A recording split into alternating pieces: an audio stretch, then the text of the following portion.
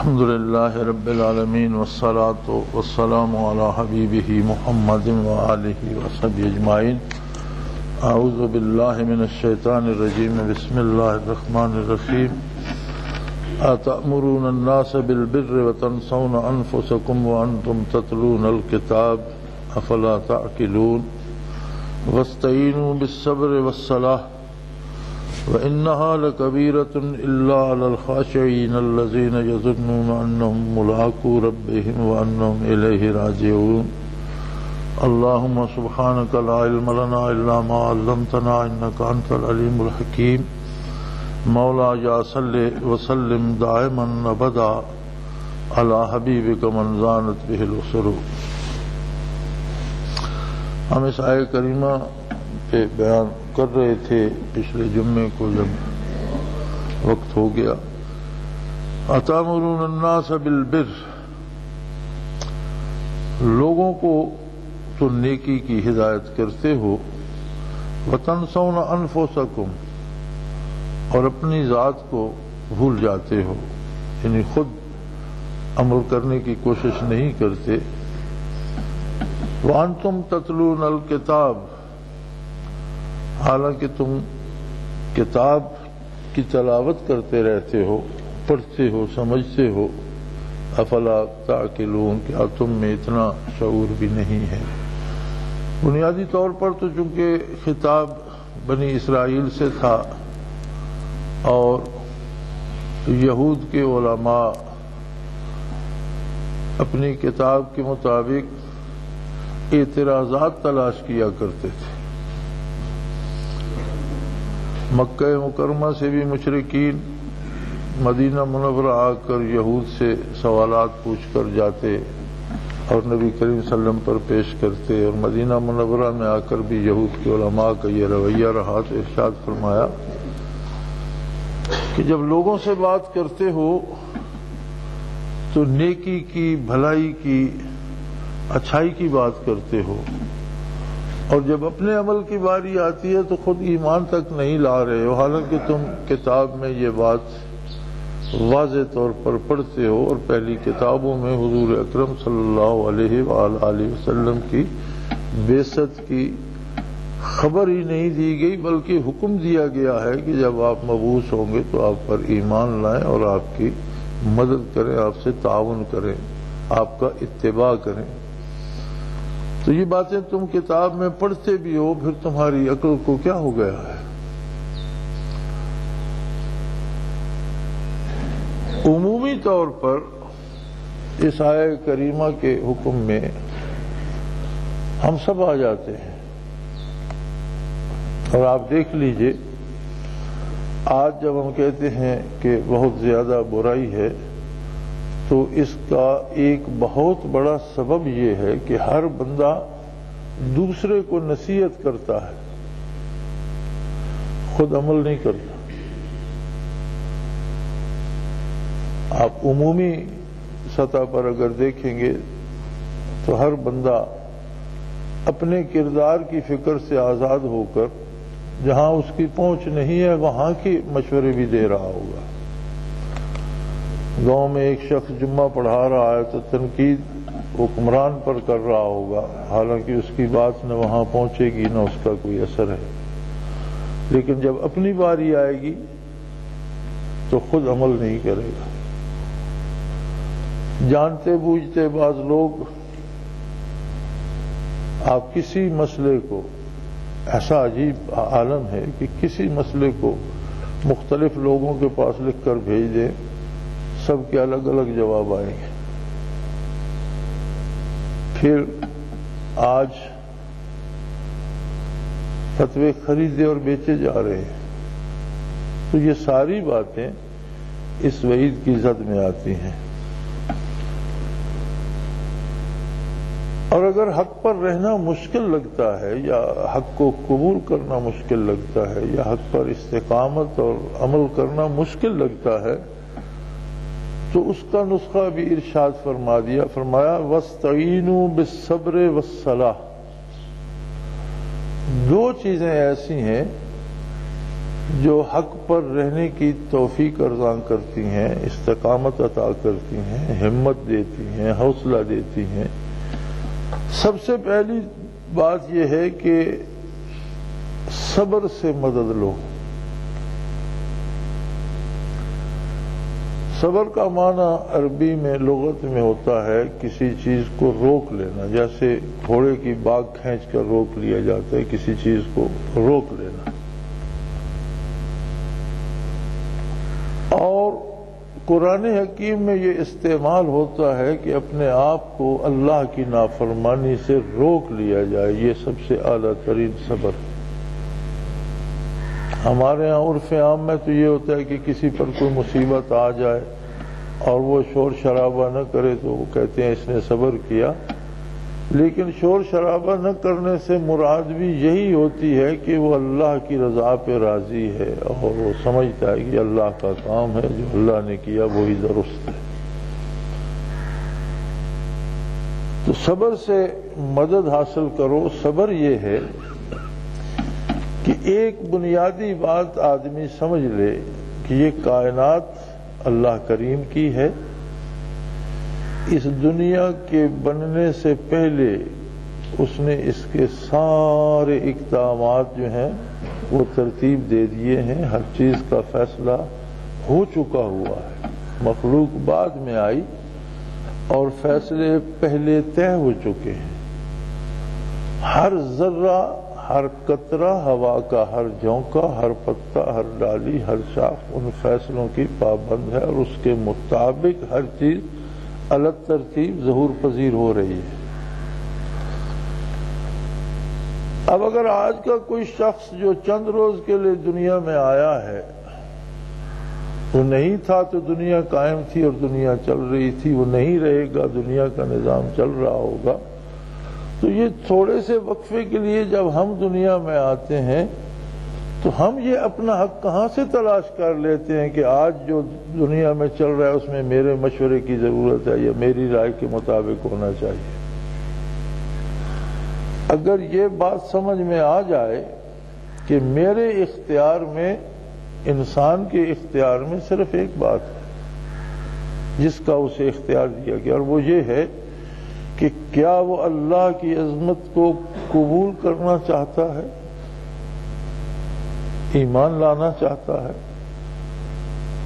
اگر قبول کرتا ہے تو پھر اس کے نبی صلی اللہ علیہ وسلم کی اطاعت، اس کی کتاب کی اطاعت، اللہ کی اطاعت اس پر فرض ہو گئی، پھر اس کے پاس نافرمانی کی گنجائش نہیں ہے، سوائے اس کے کہ بتقاضۂ بشری غلطی ہو جائے تو احساس ندامت ہو غلطی پر، اپنی غلطی پر معافی کا طلبگار ہو، توبہ کرے، اپنی اصلاح کرے، لیکن زندگی کو بے مہار چھوڑ دینے کی اس کے پاس گنجائش نہیں ہے۔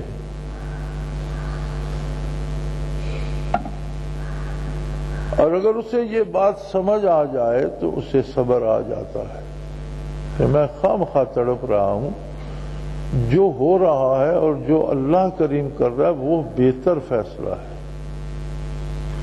میں اپنے محدود سے چھوٹے سے علم سے اتنی بڑی کائنات کے فیصلوں کو چیلنج نہیں کر سکتا۔ بعض اوقات ہم پہ کوئی تکلیف آ جاتی ہے، ہم اس کا بڑا اثر لیتے ہیں، لیکن ہمیں یہ خبر نہیں ہوتی کہ اللہ کریم نے اسے کتنا چھوٹا کر کے ہم پر بھیجا ہے، اس کی رحمت نے اس کی کتنی شدت گھٹا دی ہوگی، یا ہم پر شاید کوئی بہت بڑی بلا آنے والی ہوگی جسے اللہ نے ٹال دیا ہوگا۔ یہ جو قدرت کے فیصلے ہیں یہ دو طرح کے ہیں، تقدیر کی دو قسمیں ہیں۔ ایک ہے قضائے مبرم، وہ تقدیر جس میں کوئی کمی بیشی نہیں ہوتی، جس کے حتمی فیصلے ہو چکے ہیں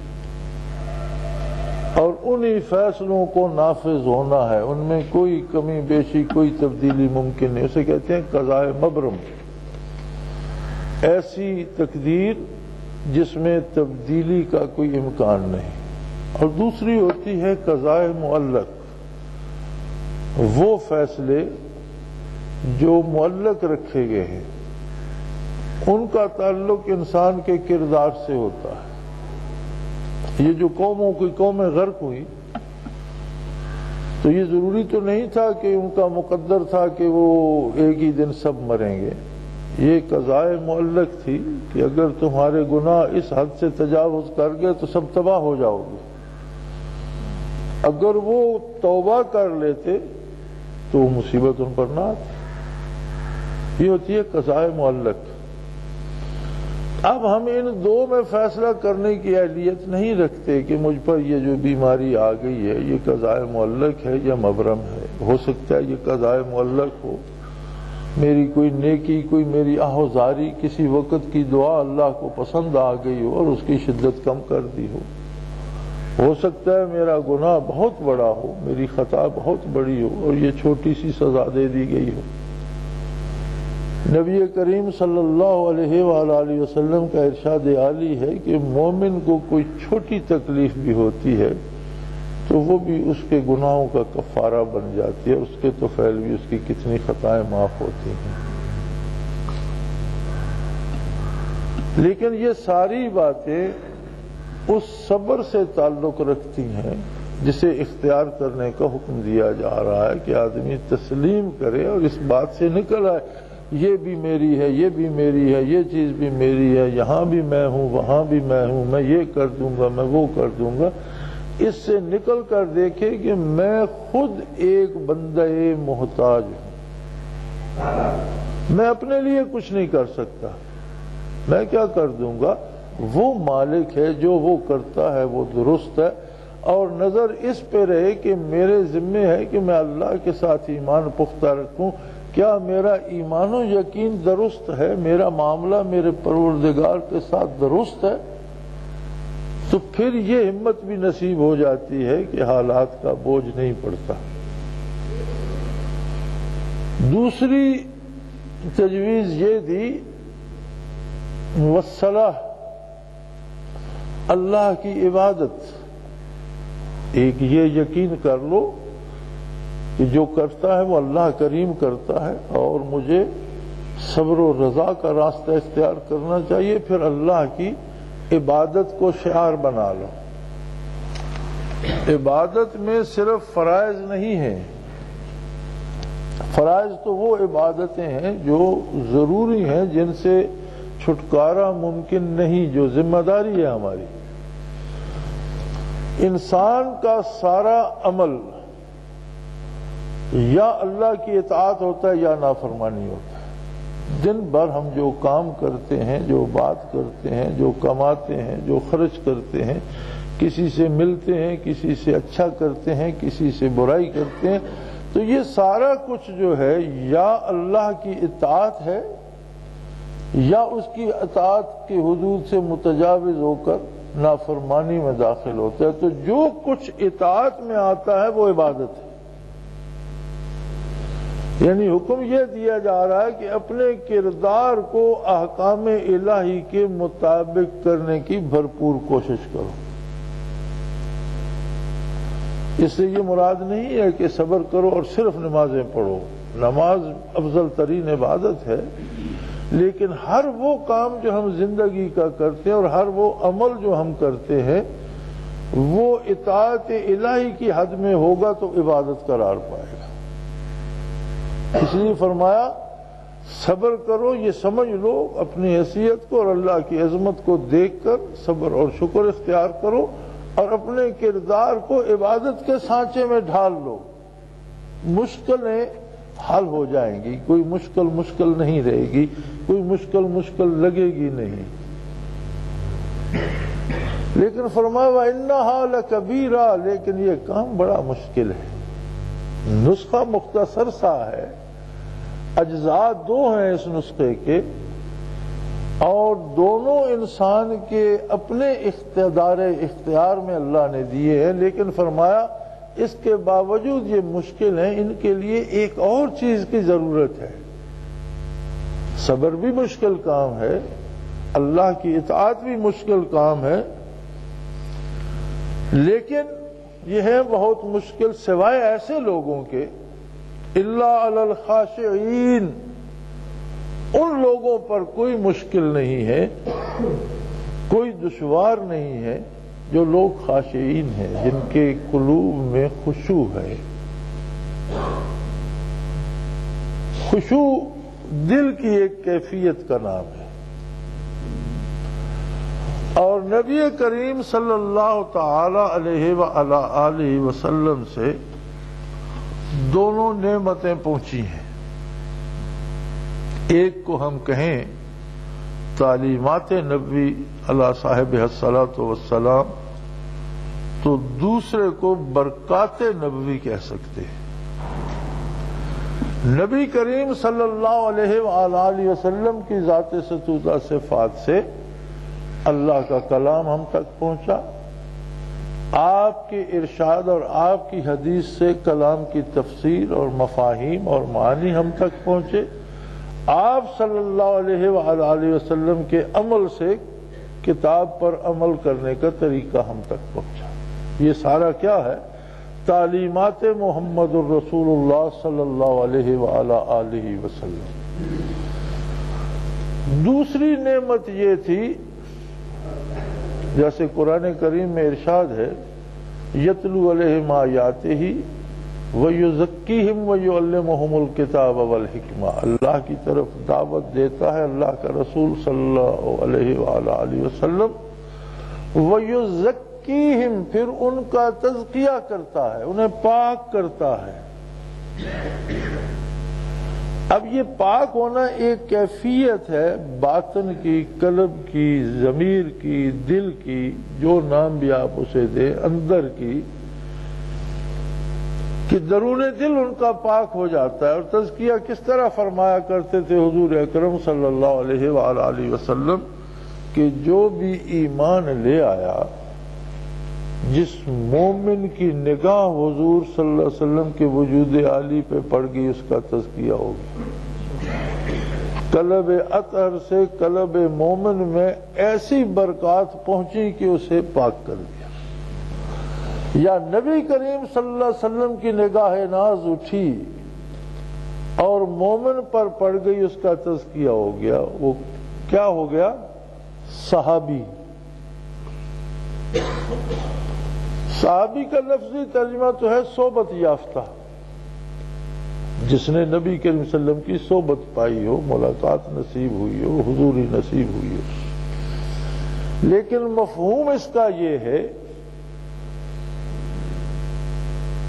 کہ انسانوں میں سے اکمل ترین، اعلیٰ ترین، ایمان میں، اخلاص میں، عمل میں، دیانت میں، امانت میں، علم میں، ہر شعبے میں روئے زمین کے انسانوں سے افضل ترین اور انتہائی بلند مقامات پر پہنچا ہوا،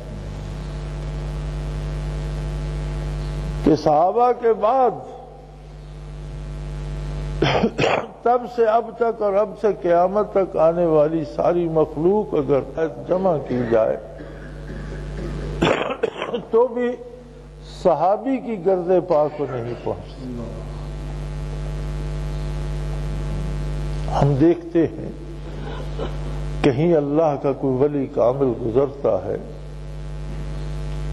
تو جس زمین میں دفن ہوتا ہے وہ صدیوں زمین بھی کلام الہی سے گونجتی رہتی ہے اور لوگ وہاں تلاوت کرتے رہتے ہیں،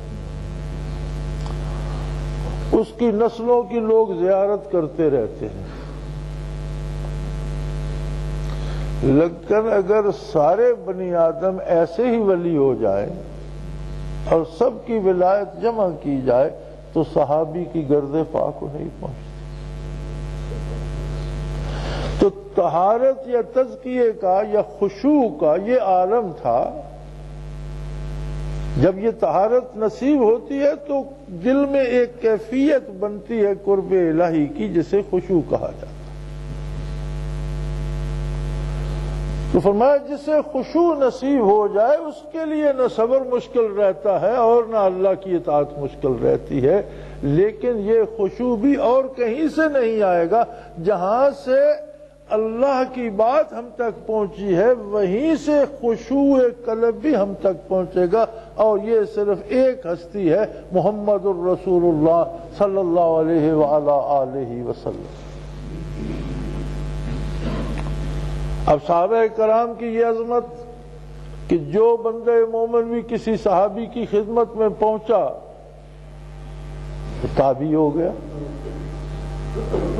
ایک الگ طبقہ بن گیا تابعین کا کہ کوئی غیر تابعی ان کا مقابلہ نہیں کر سکتا۔ تابعین کی خدمت میں جو پہنچا وہ تبع تابعی ہو گیا، تبع تابعین کا بھی ایک الگ طبقہ بن گیا کہ نبی علیہ الصلوۃ والسلام نے فرمایا تھا خیر القرون قرنی ثم الذین یلونہم ثم الذین یلونہم، یہ تین زمانے جو ہیں فرمایا سب سے جو گزر چکے ہیں زمانے ان سے بھی جو آنے والے ہیں ان سے بھی یہ تین زمانے افضل ترین ہیں۔ ایک فرمایا میرا زمانہ، پھر میرے سے قریب زمانہ، پھر اس سے قریب زمانہ۔ تو یہ تین طبقے صحابہ حضور کے زمانے میں تھے صلی اللہ علیہ وسلم، بعد میں زمانہ صحابہ اور تابعین کا تھا، اور اس کے بعد تابعین اور تبع تابعین کا۔ ان تین زمانوں کو خیر القرون کہتے ہیں، تین بہترین زمانے۔ نبی علیہ الصلوۃ والسلام نے جب دنیا سے پردہ فرمایا پھر کوئی صحابی نہ بن سکا، پھر جو صحابہ کے در عالی پہ پہنچے تابعی بنے۔ جب صحابہ دنیا سے رخصت ہوئے پھر کوئی تابعی نہ بن سکا، تابعین کی بارگاہ میں جو پہنچے وہ تبع تابعی بنے۔ اور جب تبع تابعین کا عہد ختم ہوا پھر کوئی ایسا پیدا نہ ہو سکا جو ہر آنے والے کو چند لمحوں میں کیفیات سے سرشار کر دیتا۔ پھر تبع تابعین کی خدمت سے اکابر اولیاء اللہ نے خدمت میں رہ کر مجاہدے کر کے محنتیں کر کے ذکر اذکار کر کے وہ کیفیات اپنے قلوب میں انڈیلیں اور دلوں کو منور کیا۔ اب وہ لوگ دوسروں کی رہنمائی کا سبب بنے اور نیکی کے پھیلانے کا سبب بنے۔ پھر اسی طرح ان کی خدمت میں کچھ لوگ پہنچے، برکات محمد الرسول اللہ صلی اللہ علیہ وسلم کی تھی، صحابہ کو نصیب ہوئی، صحابہ سے تابعین کو، تابعین سے تبع تابعین کو، اور اس سے آگے اللہ کے نیک بندوں کو، اہل اللہ کو، اولیاء اللہ کو۔ اسی لیے جس طرح حدیث کی روایت ہوتی ہے اسی طرح سلاسل اولیاء اللہ کے شجرے ہیں کہ کس نے کس سے برکات حاصل کی، اس نے کس سے کی، اس نے کس سے کی، سارے بالآخر آقا نامدار صلی اللہ علیہ وسلم کی ذات گرامی پہ پہنچتے ہیں۔ اور یہ جو پیری مریدی کا سلسلہ مسلمانوں میں چل رہا ہے اس کی بنیاد یہی ہے کہ پیر وہ شخص ہو جس نے وہ برکات کسی اللہ کے بندے سے حاصل کی ہوں، برکات محمد الرسول اللہ سے اس کا سینہ منور ہو، اور مرید اس کے پاس جائے اپنے سینے کو روشن کرنے کے لیے اور خشوع قلب حاصل کرنے کے لیے۔ اب اس کو جو ہم نے بدل دیا ہے کہ پیر کے پاس جاؤ مرض ٹھیک ہو جائے گا، پیر کے پاس جاؤ ملازمت مل جائے گی، پیر کے پاس جاؤ اولاد مل جائے گی، میاں یہ سارے کام تو اللہ کریم کے کرنے کے، اور وہ کر رہا ہے۔ جو پیروں کو نہیں مانتے ان کو بھی صحت سے بھی نواز رکھا ہے، اولاد بھی دے رکھی ہے، مال بھی دے رکھے ہیں۔ جو خود نبی کریم صلی اللہ علیہ وسلم پر ایمان نہیں رکھتے ان کو بھی دنیا کی نعمتیں دے رکھی ہیں، اور جو خود اس کی ذات کو نہیں مانتے ان کو بھی دے رکھی ہیں۔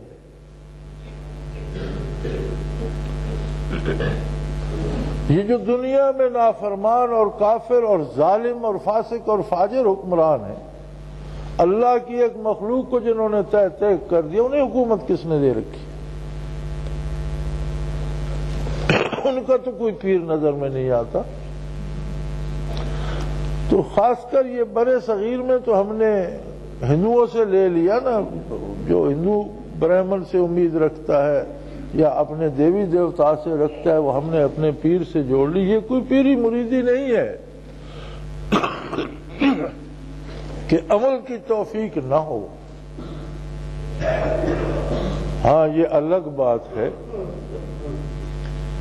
نبی کریم صلی اللہ علیہ وآلہ وسلم کی بارگاہ عالی میں عرض کیا گیا کہ یا رسول اللہ صلی اللہ علیہ وسلم جب آپ پردہ فرما جائیں گے تو لوگ کہاں جائیں، کس کے پاس جائیں؟ زمانہ تھا، صحابہ تھے، تابعین تھے، تبع تابعین تھے، یہ لوگ چلے جائیں گے تو پھر لوگ کس کے پاس جائیں گے؟ آپ صلی اللہ علیہ وسلم نے فرمایا ایسے بندے کے پاس جاؤ جس کے پاس بیٹھنے سے اللہ یاد آئے۔ اس لیے ایسے آپ نے یہ نہیں فرمایا اس کے پاس جاؤ جو تمہاری مصیبتیں دور کر دے، اس کے پاس جاؤ جو تمہیں ملازمت دلوا دے، اس کے پاس جاؤ جو تمہاری دکان چلا دے، اس کے پاس جاؤ جو تمہارے بچوں کی صحت کا ذمہ دار۔ ایسا تو نہیں فرمایا حضور، فرمایا ایسے بندے کے پاس جاؤ جس کے پاس بیٹھ کر اللہ یاد آئے۔ تو پیری مریدی سے مرید کو بھی یہ چاہیے کہ اپنی نیت کو کھڑا کر لے اور خشوع قلب کے حصول کی خاطر پیر تلاش کرے، اور پیر کو بھی چاہیے کہ اگر اسے وہ نعمت نصیب ہے تو لوگوں کو بانٹے، دنیا داری کے لیے لوگوں کا راستہ روک کر نہ بیٹھ جائے۔ تو فرمایا صبر اور صلات بہت مشکل ہیں، لیکن ان لوگوں کے لیے جن کے پاس خشوع نہیں ہے۔ خشوع قلب نصیب ہو جائے، اور خشوع قلب جن کو نصیب ہوتا ہے وہ کون لوگ ہیں؟ فرمایا الذین یظنون انہم ملاقو ربہم، جنہیں یہ خیال پختہ ہو جاتا ہے کہ ہمیں اللہ کے حضور حاضر ہونا ہے، ہمیں اللہ سے ملنے والے ہیں، میں عاجز بندہ، میں مشت غبار، اللہ کی بارگاہ میں اللہ کے روبرو کھڑا ہونا ہے مجھے۔ یہ پہچان ہے خشوع قلب کی۔ قرآن نے یہ بتا دیا کہ جسے خشوع قلب نصیب ہوگا اس میں ایک تو یہ خیال راسخ ہو جائے گا کہ مجھے اللہ کے حضور پیش ہونا ہے، وَأَنَّهُمْ إِلَيْهِ رَاجِعُونَ، اور میں جہاں بھی جاؤں، دنیا میں رہوں، کوئی مجھے جلا دے، کوئی میں کسی طوفان کی نظر ہو جاؤں، مجھے درندے کھا جائیں، کوئی حالت پہ مجھ پہ گزر جائے، بالآخر واپس مجھے اللہ کی بارگاہ میں پہنچنا ہے۔ فرمایا اگر خشوع قلب نصیب ہو تو یہ خیال راسخ ہو جاتا ہے، اور جب یہ بات یقینی ہو جائے کہ مجھے اللہ کی حضور جانا ہے تو پھر اللہ کی فرما برداری اور اللہ کی عبادت آسان ہو جاتی ہے۔ پتہ ہوتا ہے آج یا کل، ابھی یا چند لمحے بعد، کوئی پتہ نہیں کس وقت بلاوا آ جائے اور مجھ مشت غبار کو اس کی بارگاہ عالی میں پیش ہونا پڑے۔ تو یاد رکھیے دونوں نعمتیں اللہ نصیب کرے کہ تعلیمات نبوی نصیب ہوں، حلال حرام کی تمیز ہو، فرض کا جاننا فرض ہے، سنت کا جاننا سنت ہے، واجب کا جاننا واجب ہے۔ ہمارا رویہ یہ ہے کہ بچپن میں بھلا زمانہ تھا جب ہم بچے تھے، والدین نماز روزہ ضرور یاد کراتے تھے، کوشش کرتے تھے کچھ حصہ قرآن کا بھی پڑھ لے، لیکن اگر کسی نے کوئی غلط لفظ یاد کرا دیا، تلفظ صحیح نہیں ہے، تو ہم عمریں گزار جاتے ہیں، اس کی صحت کی فکر نہیں کرتے، کبھی نہیں پوچھتے کہ یہ صحیح ہے یا نہیں۔ وضو کا طریقہ کہیں سے بھول گیا یا غلط ہو گیا، ساری عمر سے غلط چلائے رکھتے ہیں۔ دنیا کے کاروبار میں ہم ہر سال، مثلا میں کاشتکاری کرتا ہوں تو ہمارے ہاں ہر فصل پہ ہماری یہ بحث چل رہی ہوتی ہے کہ کسی سے پوچھیں اس کا اچھی قسم کا بیج کون ہے، کھاد کون سی اچھی آئی ہے، اسے کس طرح سے کاشت کیا جائے۔ عمر گزر گئی کاشت کرتے کرتے، باپ کو کاشت کرتے دیکھا، دادا کو کاشت کرتے دیکھا، نسلیں بیت گئیں، 3 پشتیں تو اپنی اپنی آنکھوں سے دیکھیں یہی کام کرتے، اپنی ساری، پھر مشورے کی کیا ضرورت ہے؟ ہم سمجھتے ہیں نہیں، مشورہ بہتر ہے، جاننا چاہیے، نئی نئی باتیں آ گئی ہیں، بہتر فصل ہو۔ دین کے معاملے میں ہم کیوں نہیں پوچھتے؟